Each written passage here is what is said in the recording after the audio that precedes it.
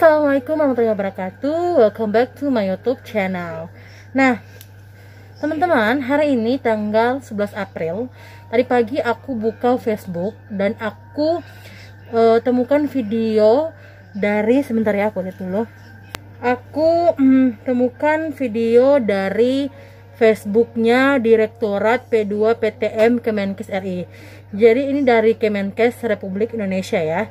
Nah, di sini video itu baru di-upload tadi pagi dan udah banyak yang nonton. Kurang lebih udah 4,9 ribu yang nonton. Dan di situ videonya berisi tentang perbedaan ODP sama PDP. Nah, kebetulan di video itu adalah video dari Dr. Tirta. Jadi narasumber di situ adalah Dr. Tirta. Dan aku kira ketika aku nonton awalnya, aku kira itu tentang perbedaan ODP sama PDP doang.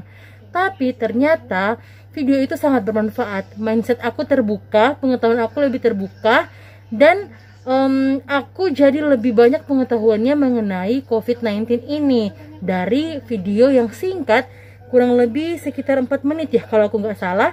Jadi karena menurut aku video itu sangat bermanfaat, so aku juga mau sharing kepada kalian. Dan kalau misalnya kalian nonton video ini sampai habis, kurang lebihnya sekitar 4 menit, kalian bisa sharing kepada orang di sekitar kalian. Karena selain perbedaan ODP sama PDP, juga OTG yang dibahas oleh Dr. Tirta. Di situ juga ada pembahasan mengenai kasus yang baru aja booming, yaitu mengenai pengusiran jenazah dari petugas kesehatan yang terjangkit COVID-19 ini. So ini video bagus banget buat kalian, buat aku juga bagus banget. Jadi aku mau sharing kepada kalian. Oke, jadi sekarang kita mulai nonton videonya ya.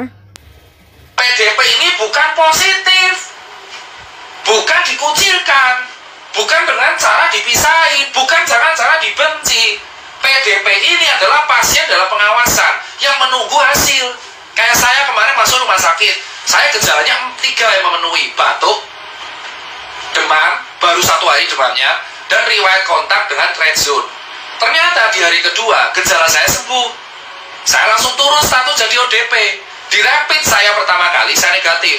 7 hari kemudian saya di rapid negatif, saya keluar. Nah, jadi Dr. Tirta ternyata juga awalnya dia PDP. Jadi PDP itu dia bergejala yaitu batuk, demamnya baru 1 hari, kemudian dia dari riwayat kontak. Nah, sehingga dinyatakan sebagai dia PDP. Kemudian diisolasi di rumah sakit karena dia bergejala, dan besoknya gejalanya hilang. Dia periksa pertama rapid test, jadi dia negatif di situ rapid testnya, sehingga diturunkan menjadi ODP. Kemudian 7 hari berikutnya atau 7 hari kemudian dilakukan rapid test lagi, ternyata hasilnya negatif juga tanpa gejala. Kita lanjutkan ya. So PDP itu bukan pasien COVID. PDP adalah pasien dalam pengawasan yang gejalanya mirip COVID, tetapi tesnya belum keluar atau tesnya pun negatif, maka dinamakan PDP. Lalu terus kenapa harus dikarantina? Ya karena tesnya belum keluar. Kalau tesnya udah keluar, ya kalau tesnya udah keluar dan negatif, dia keluar di rumah sakit. Contoh kayak Wisma Atlet. Tadi dokter TNI dari Wisma Atlet mengatakan ke saya, kalau misalkan PDP ini udah sembuh, negatif semua, dia keluar suruh karantina mandiri di rumah, jaga-jaga tidak menularkan. Ini PDP. So kalau ada kemarin masyarakat pemberitaan ODP ditolak, ODP diusir, PDP diusir, itu memalukan. Itu memalukan. Itu bukan pasien positif. OTG pun dia positif tapi nggak ada gejala. Mereka akan aman kalau dikarantina mandiri. Nah, kalian sebagai warga itu harusnya membantu, ngasih makan tiap hari, diorderin Gojek, nanti ditransfer. Jangan malah diusir. Nah, jadi dari video ini, kalau PDP itu, PDP kemudian dia hasil rapid test 2 kali berturut-turut dia negatif, jadi itu dia diturunkan menjadi ODP, kemudian dirawat atau isolasi karantina mandiri di rumah karena dia tanpa gejala, hasilnya pula sudah negatif. Warga yang ada di sana, yang ada di kampung mereka itu mengusir mereka, bahkan tidak menerima, mengucilkan mereka. Sama juga seperti jenazah yang oleh tenaga kesehatan itu yang lagi booming saat ini, itu malah diusir, tidak mau diterima jenazahnya, tidak mau dimakamkan dan lain-lain.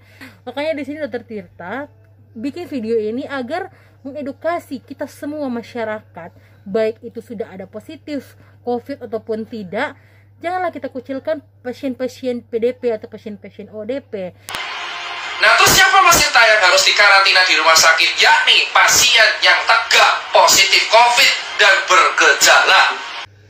Nah, jadi bagi kalian yang bertanya-tanya, siapa yang harus diisolasi di rumah sakit? Nah, itu udah ada jawabannya. Pasien yang PDP dan yang bergejala, ya, ataupun pasien yang PDP yang bergejala yang menunggu hasil pemeriksaan. So, dia harus diisolasi. So, kalau ada berita, Mas, teman saya positif COVID kok disuruh pulang karena nggak ada gejala, that's the meaning of carrier or OTG. So, dia dikarantina mandiri di rumah karena nggak ada gejala. Kalau orang-orang yang nggak ada gejala dan positif COVID dikarantina di rumah sakit, ya tempatnya malah jadi penuh. Rumah sakit itu untuk orang triase merah, untuk orang triase merah yang bergejala dan PDP kuning yang bergejala, sehingga mereka harus disembuhin dahulu. So, teman-teman sekalian, pasien yang paling berbahaya, yang paling harus kita utamakan adalah pasien COVID-19 positif dengan gejala parah. Itu dikarantina isolasi. So, yang dikarantina berarti ada 2 di rumah sakit, yaitu PDP, yaitu pasien bergejala tapi belum tegak diagnosanya COVID karena gejalanya doang, karena hasil belum keluar, dan pasien yang tegak COVID dengan gejala. So, ODP dan OTG itu di rumah.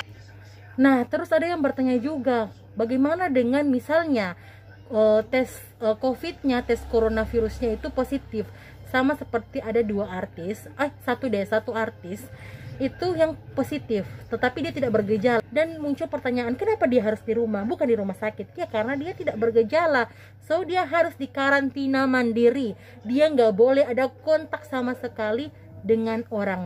Oke teman-teman, maaf kepotong karena memori aku, penyimpanan aku yang internal udah penuh. So aku mau lanjut lagi dengerin video Dr. Tirta. Jadi mungkin ini aku akan sambung ke part 2. Jadi video ini nggak akan aku potong, tapi aku akan putar full. Aku konfirmasi lagi ya, sekitaran 8 menit. Tapi video ini walaupun sekitaran 8 menit sangat bermanfaat banget. Aku aja merasa terbuka ya, wawasan aku, terbuka mindset aku mengenai COVID-19 ini. Jadi aku nggak mau kalau aku dapat ini sendiri aja. Jadi aku mau sharing kepada kalian. So nantikan di part 2 ya. Jangan kalian skip, jangan kalian nggak nonton, wajib nonton loh, oke?